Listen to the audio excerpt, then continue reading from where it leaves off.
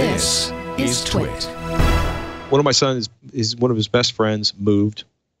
The best friend doesn't do email, does texting, and suddenly, after years of denying my son a phone of his own because all the other kids have one, so I do the iPads. You know, do I give my old iPhone? Do we do Android phone? And I had just visions of an 11-year-old child up until 4 a.m. Minecrafting and playing Alto's Adventure. So I was I ducked into Target at a biscuit before midnight, as I often do, because they're open and very little else is around here, and found a Nokia 3310, which, ladies and gentlemen, looks a lot like the Nokias of our youth.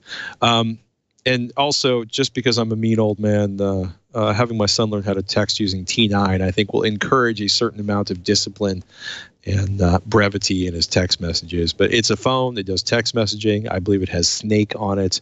There's a particularly awful 2-megapixel camera that reminds me a lot of the very first Nokia camera phone that Leo showed on the screensavers about 8,000 years ago.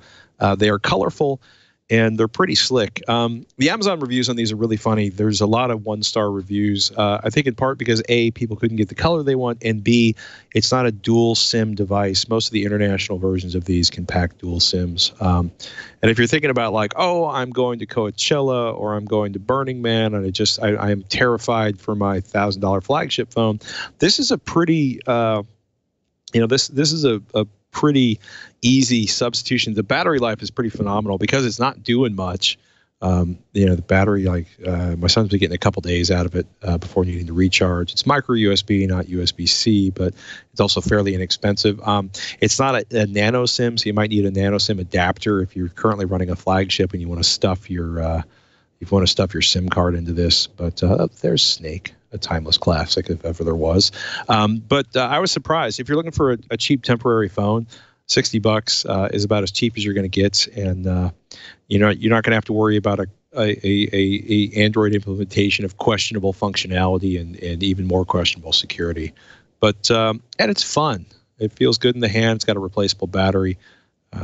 Just the thing if you need a cheap phone, and you can deal with the emotional trauma of not having Android or iOS, which for some of you would be pretty traumatic. Just don't expect to take a lot of great photos with it.